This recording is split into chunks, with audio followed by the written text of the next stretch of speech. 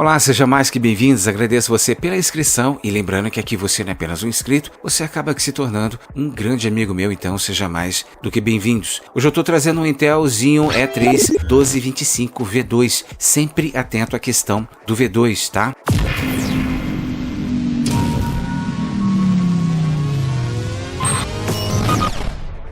Ano de introdução foi 2012, com microarquitetura em 22 nanômetros. O preço do produto, pelo menos aqui no Brasil, fica em R$ 239 e para você que quiser importar, ele fica em R$ 116.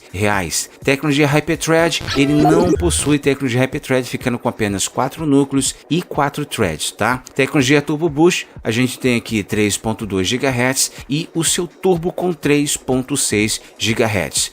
Sobre a questão de multiplicador desbloqueado, nada especificado, então fica a sua questão, sua conta em risco, tá? Memória cache, a gente tem 8 MB de cache, a gente sabe se tivesse um pouquinho mais seria muito interessante, mas já que ele tem aqui, você fazendo a dual channel e tendo a frequência básica aqui de memória RAM, você vai ter sim, relativamente um desempenho um pouquinho melhor. Controlador de memória, a gente tem um DDR3 trabalhando a 1600 MHz com total aí de 32 GB.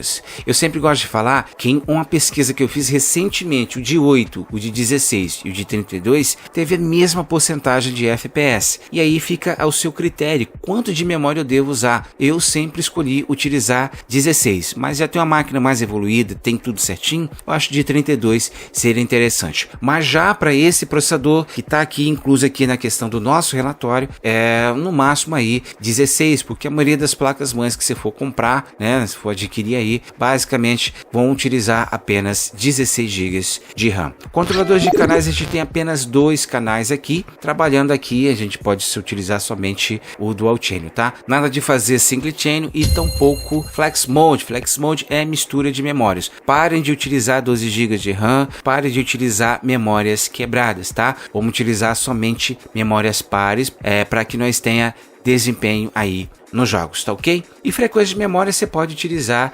1600 MHz, é exatamente a mesma frequência que eu utilizo aqui. E os meus jogos, a maioria dos meus jogos no mínimo mesmo 80 FPS, 120, por aí, não tem problema com relação a isso aí não. Ah, Paulo, tem o meu aqui de 3200, 3600, é muito bom, né? Logicamente é muito bom, mas não quer dizer muita coisa não, tá?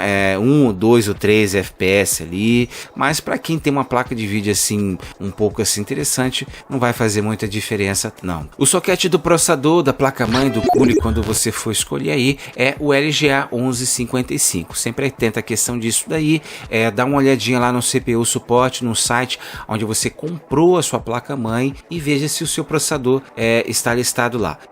Geralmente a gente coloca aqui, a gente dá uma olhadinha no chipset, tá lá listado, mas só que a gente vai testar o processador na placa-mãe, ele não funciona. Por quê? Porque existe muitos fatores, tá? São placas-mães que não tem muito desempenho, placas-mães que não tem uma qualidade, não tem um controle de qualidade e acaba que não funcionando. E na maioria das vezes você também tem que atualizar a BIOS, então é bom você dar uma olhadinha lá na CPU suporte, onde você comprou a sua placa-mãe, tá? Vai no site lá e pesquisa direitinho, vê se vê se esse processador está listado lá, ok? O TDP do processador fica em 77 watts, dentro do aceitável aqui, de listagem aqui de servidores, então tá muito bom. O limite de dissipação aqui, ele fica em torno aí de 120 a 135, eu sempre coloco assim de TDP. Então você vai lá no Mercado Livre, ou a loja que você desejar, vai colocar lá um cooler de 120 ou 135 TDP, tá baratinho, varia lá de 68 reais a 70 reais, você já consegue comprar cooler para essa dissipação.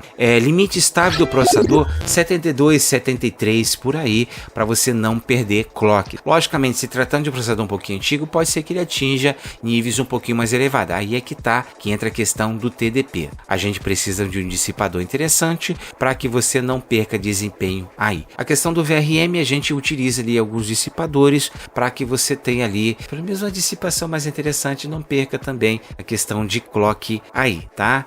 Logicamente, utilizando um air cooler, ele vai jogar um ventinho ali, basicamente, e você vai ter uma melhora aí. Outra coisa que eu sempre falo também, VRM, gente, esquenta mesmo, é normal ele esquentar. tá? Então não fica se matando muito com relação a isso daí não, porque você vai acabar ficando maluco, porque ele esquenta mesmo. Mas se de certa forma te incomoda, se é uma coisa que você quer mesmo, então eu te acho interessante você colocando os seus dissipadores. Tem melhora, Paulo? Tem melhora sim, e você vai ver isso daí, tá? Logicamente a gente está falando aqui de conjunto, tá? Não se perca com relação a VRM, que a gente tem diversos fatores que vai fazer com que você perca desempenho aí de clock. O controlador de vídeo, ele possui sim, então você tem aí basicamente o suporte ao HD, né? Você tem basicamente um vídeo aí para você utilizar aqui. É bom que já não fica sem vídeo, né? Depois futuramente você faz um investimento aí numa placa de vídeo. Fonte potência real, sempre potência real com PFC ativo. Vou deixar já uma tabelinha para você dar uma olhadinha aqui,